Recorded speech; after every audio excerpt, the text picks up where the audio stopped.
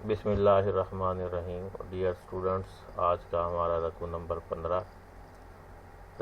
15 حضرت ابراہیم علیہ السلام اور دعائے خلیل۔ خلیل جو ہے وہ حضرت ابراہیم علیہ السلام کا لقب ہے۔ سوال نمبر 423، ڈرو اس دن سے جس دن ڈیش کوئی کسی کے کام نہ آ سکے گا۔ اللہ تعالیٰ نے چند کلمات سے آزمایا حضرت ابراہیم علیہ السلام کو۔ حضرت ابراہیم علیہ السلام کا ان کے رب نے چند باتوں میں امتحان لیا تو وہ ان میں پورا اترے۔ مسلمان، یہود اور عیسائی سب اپنا پیشوا مانتے ہیں حضرت ابراہیم علیہ السلام کو، کیونکہ مسلمان ہو، یہودی ہو یا عیسائی، یہ تمام کے تمام جو ہیں وہ حضرت ابراہیم علیہ السلام کی اولاد میں سے ہیں۔ جد الانبیاء ہے حضرت ابراہیم علیہ السلام۔ ابو الانبیاء کس کو کہا جاتا ہے؟ حضرت ابراہیم علیہ السلام کو۔ امام الناس لقب ہے حضرت ابراہیم علیہ السلام کا، یعنی تمام لوگوں کے امام۔ حضرت یعقوب علیہ السلام کے دادا تھے حضرت ابراہیم علیہ السلام۔ عراق کے شہر ڈیش میں حضرت ابراہیم علیہ السلام کی ولادت ہوئی، میں۔ کعبے کی تعمیر سب سے پہلے ڈیش نے کی تھی، حضرت آدم علیہ السلام نے سب سے پہلے خانہ کعبہ کی تعمیر کی تھی۔ بیت اللہ تعمیر کیا حضرت ابراہیم علیہ السلام نے۔ جب حضرت ابراہیم علیہ السلام نے کہا اے رب اس جگہ کو بنا امن والی، یعنی خانہ کعبہ کی جگہ کو، اللہ نے امن کی جگہ بنایا کعبہ کو۔ مکہ کو پرامن شہر بنانے کی دعا کس نے کی؟ حضرت ابراہیم علیہ السلام نے۔ مقام ابراہیم نزدیک واقع ہے بیت اللہ کے، اور تم مقام ابراہیم علیہ السلام کو ڈیش بنا لو، جائے نماز بنا لو۔ کس جگہ کو اللہ تعالیٰ نے نماز کی جگہ مقرر کیا؟ مقام ابراہیم علیہ السلام کو۔ اور جب حضرت ابراہیم علیہ السلام اور حضرت اسماعیل علیہ السلام بنیادیں اٹھا رہے تھے بیت اللہ کی۔ حضرت ابراہیم علیہ السلام کے کتنے بیٹے نبی تھے؟ حضرت ابراہیم علیہ السلام کے 2 بیٹے نبی تھے، حضرت اسحاق علیہ السلام اور حضرت اسماعیل علیہ السلام۔ ربنا وابعث فیہم رسولا، اے ہمارے رب اور ان میں مبعوث فرما، بھیج رسولاً، ایک رسول۔ یہ دعا کس نبی کی ہے؟ یہ حضرت ابراہیم علیہ السلام کی دعا ہے۔ رکوع نمبر 16، ملت ابراہیمی، حضرت ابراہیم علیہ السلام اور حضرت یعقوب علیہ السلام کی وصیت اور اللہ کا رنگ۔ ملت ابراہیم علیہ السلام سے مراد ہے دین ابراہیم، یعنی جو دین حضرت ابراہیم علیہ السلام نے پیش کیا تھا۔ ملت ابراہیم علیہ السلام سے روگردانی کون کرتا ہے؟ بے وقوف لوگ جو ہیں وہ اس سے روگردانی کرتے ہیں، یعنی پھرتے ہیں۔ نصیحت کی اپنے بیٹوں کو حضرت ابراہیم علیہ السلام نے اور ڈیش اور حضرت یعقوب علیہ السلام نے۔ حضرت ابراہیم علیہ السلام کے بیٹے حضرت اسحاق علیہ السلام ہیں، اور حضرت اسحاق علیہ السلام کے بیٹے حضرت یعقوب علیہ السلام ہیں، یعنی حضرت ابراہیم علیہ السلام اور ان کے پوتے حضرت یعقوب علیہ السلام۔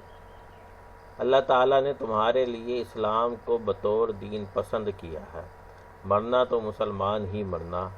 یہ وصیت اپنی اولاد کو کی حضرت ابراہیم علیہ السلام نے۔ حضرت یعقوب علیہ السلام نے اپنی اولاد سے پوچھا میرے بعد ڈیش تم کس کی عبادت کرو گے؟ تمہارے لیے وہی کچھ ہے جو تم نے کمایا۔ سبط کا معنی ہے اولاد، صبغہ کے معنی ہے رنگ۔ صبغۃ اللہ سے مراد ہے اللہ کا رنگ۔ رکوع نمبر 17، تحویل قبلہ اور امت وسط کا بیان ہے۔ تحویل قبلہ پر سب سے زیادہ خوش ہوئے اہل ایمان، خوش ہوئے کہ اللہ تعالیٰ نے بیت المقدس کی جگہ خانہ کعبہ کو مسلمانوں کا قبلہ قرار دیا۔ امت ان سے مراد ہے پیروکار، امت کہتے ہیں پیروکاروں کو۔ امتاً وسطاً سے مراد ہے مومنین، یعنی درمیانی امت۔ اب ویسے تو حضور اکرم صلی اللہ علیہ وسلم کی امت آخری امت ہے، لیکن یہاں پر امت وسط سے مراد یہ ہے کہ جو پیغام اللہ تعالیٰ نے حضور صلی اللہ علیہ وسلم کے ذریعے اپنی امت تک پہنچا دیا، یعنی حضور صلی اللہ علیہ وسلم کی امت تک یہ پیغام پہنچ گیا، اب اس امت کا کام ہے کہ وہ قیامت تک آنے والے لوگوں تک اس پیغام کو پہنچائے۔ تو یہ امت، یہ ایک درمیان کی کڑی ہے حضور صلی اللہ علیہ وسلم اور بعد میں آنے والے لوگوں کے لیے، تو اس لیے اللہ تعالیٰ نے ان کو درمیانی امت قرار دیا ہے، تاکہ یہ، کیونکہ اب نبوت کا سلسلہ تو ختم ہو چکا حضور اکرم صلی اللہ علیہ وسلم پر، تو اب یہ فریضہ جو انبیاء کا ہے وہ اس امت نے ادا کرنا ہے کہ وہ بعد میں آنے والے، قیامت تک آنے والے لوگوں تک حضور کا پیغام پہنچائیں۔ قرآن نے امت وسط کسے کہا ہے؟ یا امت وسط ہے مسلمان ہے۔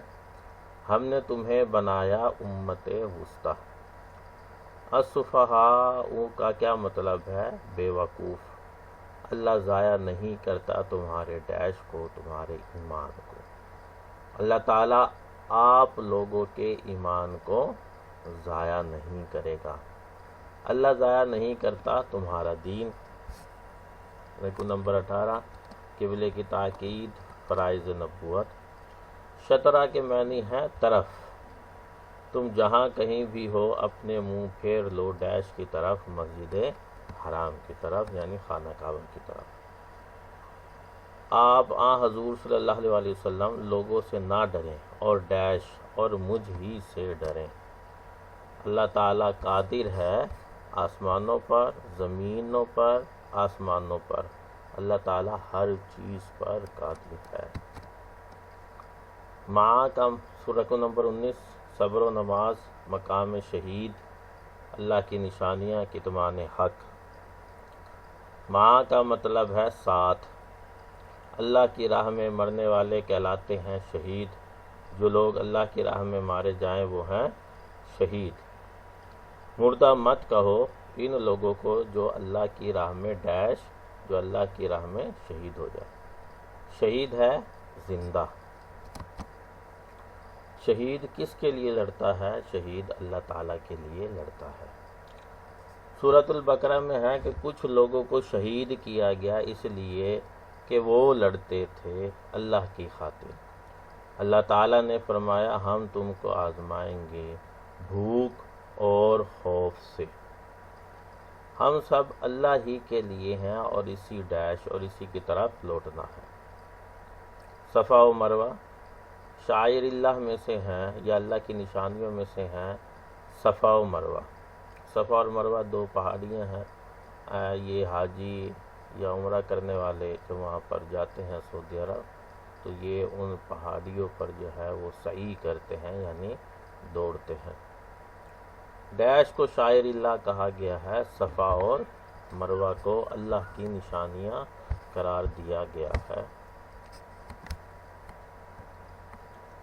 صفا اور مروہ ڈیش شہر میں واقع ہیں، مکہ شہر کے اندر ہیں۔ یہ صفا اور مروہ ہیں، پہاڑیاں ہیں دو۔ صفا اور مروہ کے درمیان دوڑنے کو کہتے ہیں سعی۔ حاجی سعی کرتے ہیں صفا اور مروہ کے درمیان۔ کتمان حق، کتمان حق سے کیا مراد ہے؟ حق کو چھپانا۔ اللہ کی لعنت ہے کفار پر۔ رکو نمبر 20، کائنات پر غور و فکر، باطل رہنما۔ عقل والوں کے لیے نشانیاں ہیں زمین و آسمانوں کی تخلیق میں۔ النہار کے معنی ہے دن، الفلک کے معنی ہے بحری جہاز۔ سحابن کا مطلب ہے بادل۔ سما کے معنی ہے آسمان، ریاح کے معنی ہے ہوا۔ اللہ تعالیٰ زمین کو زندہ کرتا ہے پانی سے۔ اہل ایمان سب سے زیادہ محبت کرتے ہیں اللہ سے، یہ ہرگز نہ نکلیں گے جہنم سے۔ دیگر سوالات جی۔ مشرکین فرشتوں کو سمجھتے تھے اللہ تعالیٰ کی بیٹیاں۔ فرشتوں کو اللہ کی بیٹیاں کون کہتے تھے؟ عرب کے لوگ تھے۔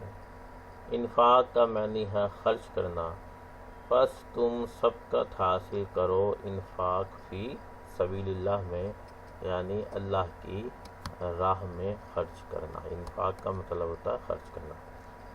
یہ اب ہمارا دوسرا پورشن بھی مکمل ہو گیا ایم سی کیوز کا۔ پہلا پورشن تھا تعارف قرآن کا، اس میں سے 4 سوالات آتے ہیں۔ دوسرا پورشن تھا سورۃ البقرہ کے 20 رکوع، یہ آج ہمارا مکمل ہو گیا۔ اب ہمارا تیسرا پورشن ہے تعارف حدیث، اس میں سے تقریباً 4 سوالات عموماً پوچھے جاتے ہیں۔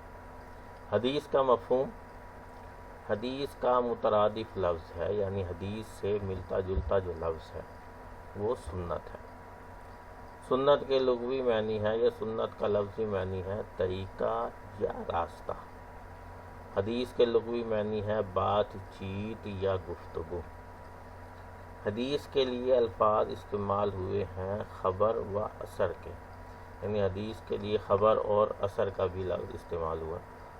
حدیث کا اصطلاحی معنی ہے حضور صلی اللہ علیہ وسلم کا قول، فعل اور تقریر کو حدیث کہتے ہیں۔ حدیث کے لغوی معنی ہے گفتگو اور بات چیت کے۔ اصطلاح کے اندر حضور صلی اللہ علیہ وسلم کا کوئی قول ہے، کوئی فعل سے مراد کوئی عمل حضور صلی اللہ علیہ وسلم، فعل سے مراد جو کچھ حضور صلی اللہ علیہ وسلم نے عمل کیا ہو، اور تقریر سے مراد یہ ہے کہ کسی صحابی نے کوئی عمل حضور صلی اللہ علیہ وسلم کے سامنے کیا اور حضور صلی اللہ علیہ وسلم نے اس سے منع نہیں فرمایا، تو یہ اس بات کی دلیل تھی کہ یہ کام درست ہے، کیونکہ اگر غلط ہوتا ہے تو حضور روک دیتے، تو اس چیز کو تقریر کہتے ہیں۔ قول جو بات حضور صلی اللہ علیہ وسلم نے کی، فعل وہ چیز جو حضور صلی اللہ علیہ وسلم نے عمل کیا، تقریر وہ عمل جو حضور کے سامنے کسی صحابی نے کیا۔ حدیث کے معنی ہے نبی کریم صلی اللہ علیہ وسلم کی بات، یعنی فرمان نبوی صلی اللہ علیہ وسلم۔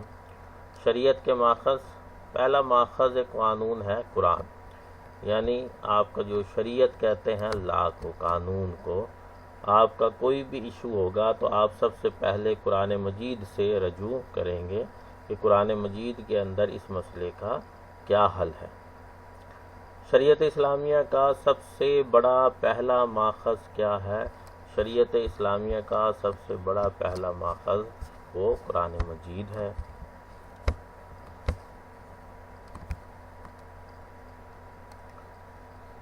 تدوین حدیث کے ادوار، تدوین حدیث کے ادوار ہیں 3، یعنی تدوین سے مراد ہے اکٹھا کرنا۔ ڈیئر اسٹوڈنٹ سوری، یہ پیج زیادہ آگے چلا گیا، ایک پیج پیچھے آ جائیں۔ شریعت اسلامیہ کا دوسرا ماخذ ہے حدیث۔ کتاب اللہ کے بعد شریعت اسلامی کا سب سے بڑا ماخذ ہے حدیث، یعنی سب سے پہلے قرآن مجید ہے، قرآن مجید کے بعد حدیث مبارکہ۔ جب کوئی چیز ہمیں قرآن مجید کے اندر نہیں ملے گی تو پھر ہم حضور اکرم صلی اللہ علیہ وسلم کی زندگی میں اس چیز کو دیکھیں گے۔ حدیث اسلامی قانون کا ماخذ ہے، دوسرا ماخذ ہے۔ حدیث فقہ اسلامی کا ڈیش یعنی منبع ہے۔ فقہ اسلامی یعنی فقہ، شریعت کے ہی لیے ایک لفظ استعمال ہوتا ہے، فقہ کا بھی قانون۔ حدیث کی اہمیت، قرآن مجید کی شرح ہے، شرح کہتے ہیں تشریح کو، حدیث ہے یعنی قرآن مجید کی جو ہمیں وضاحت ہے، تشریح ہے، وہ حدیث مبارکہ ہے۔ قرآن کی ڈیش کے بغیر تشریح ممکن نہیں، قرآن کی حدیث کے بغیر جو ہے وہ تشریح ممکن نہیں ہے۔ حدیث وضاحت کرتی ہے، یہ حدیث و سنت شرح ہے قرآن مجید کی۔ حدیث کی دینی حیثیت کیا ہے؟ دین کو سمجھنے کے لیے حدیث ضروری ہے۔ قرآن کی عملی تصویر ہے یا قرآن مجید کی عملی شکل ہے یا قرآن کی عملی تفسیر ہے حدیث رسول صلی اللہ علیہ وسلم۔ قرآن مجید کی عملی تصویر ہے حضور اکرم صلی اللہ علیہ وسلم، کیونکہ قرآن مجید جو ہے وہ حضور اکرم صلی اللہ علیہ وسلم پر نازل ہوا اور حضور اکرم صلی اللہ علیہ وسلم اس کی عملی تصویر تھے۔ حضور صلی اللہ علیہ وسلم نے اس کو پریکٹیکل کر کے دکھایا، اور اگر کوئی چیز صحابہ کرام کو قرآن مجید میں سے سمجھ نہیں آتی تھی تو وہ حضور اکرم صلی اللہ علیہ وسلم سے آ کر پوچھتے تھے اور حضور جو ہے اس کا جواب دیتے تھے. تو یعنی اس کا مطلب یہ ہوا کہ قرآن مجید کی جو وضاحت ہے وہ حدیث مبارکہ ہے، اور حضور اکرم صلی اللہ علیہ وسلم کی زندگی سے ہم اس چیز کو حاصل کر سکتے ہیں، اس تشریح کو. یہ آج کے لیے اتنا کافی ہے. انشاءاللہ پھر ہم نیکسٹ لیکچر کے اندر پھر آگے سے اسٹارٹ کریں گے. Thank you very much.